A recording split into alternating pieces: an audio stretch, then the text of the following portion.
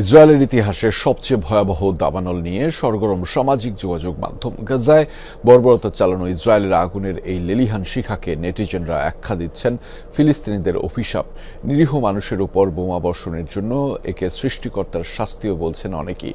Israeli গণমাধ্যমের অভিযোগ, দাবানল আরও ছড়িয়ে দিতে বনাঞ্চলে অগ্নিসংযোগের জন্য সামাজিক মাধ্যমে প্রচারণা চালাচ্ছে হামাস সংশ্লিষ্টরা। শ্রীলঙ্কা আবারও রপ্তানিতে শীর্ষে।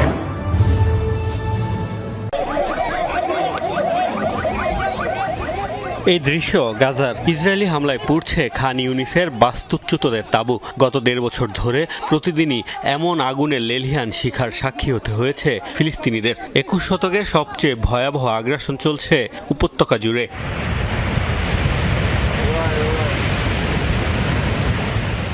আগুনে পুড়েছে ইসরায়েলও, তবে সেটা বোমা বারুদের কারণে নয়, বরং প্রাকৃতিক। বিস্তীর্ণ বনাঞ্চল নিঃশেষ দাবানলে। দাউ দাউ করে জ্বলতে থাকা আগুন মধ্যাঞ্চল থেকে ছড়িয়ে পড়ে জেরুজালেম পর্যন্ত। ইসরায়েলের ইতিহাসের ভয়াবহতম দাবানলের আঁচ লেগেছে সামাজিক মাধ্যমে। বনাঞ্চলে লাগা আগুনকে নেটিজেনদের অনেকেই গাজায় চালানো গণহত্যার প্রাকৃতিক বিচার হিসেবে উল্লেখ করছেন। ফেসবুক, এক্স সহ বিভিন্ন মাধ্যমে ব্যবহারকারীরা দাবানলকে বলছেন ফিলিস্তিনিদের অভিশাপ। কেউ কেউ সৃষ্টিকর্তার শাস্তিও আখ্যা দিচ্ছেন। গাজায় লাগাতার বর্বরতার কারণে ইসরায়েলের প্রতি সহানুভূতির পরিবর্তে দাবানল নিয়ে সন্তুষ্টি প্রকাশ করছেন পশ্চিমাদের অনেকে। কেউ কেউ আবার বলছেন তেল আবিবের হামলায় নিহত ফিলিস্তিনি শিশুদের আর্তনাদ আগুন হয়ে জ্বলেছে। এদিকে ইসরায়েলের বিভিন্ন গণমাধ্যমের অভিযোগ, দাবানল আরও ছড়িয়ে দিতে অনলাইনে প্রচারণা চালাচ্ছে হামাসপন্থীরা।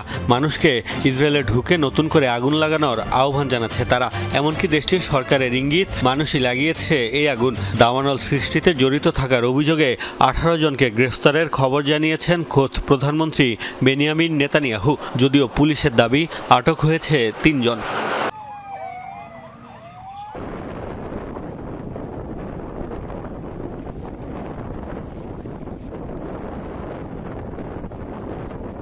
Dale.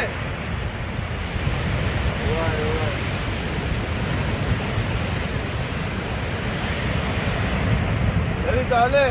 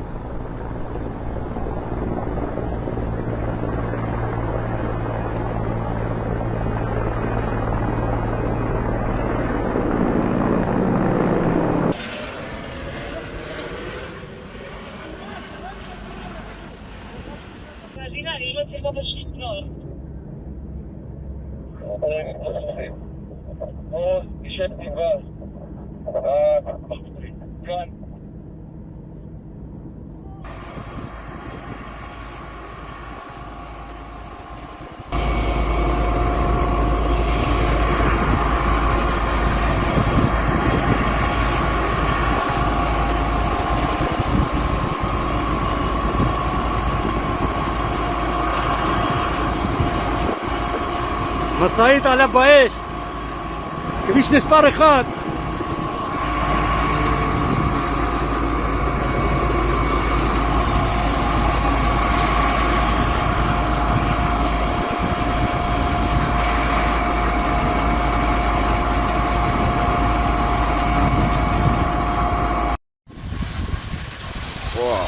האש משתנה, תיזהרו.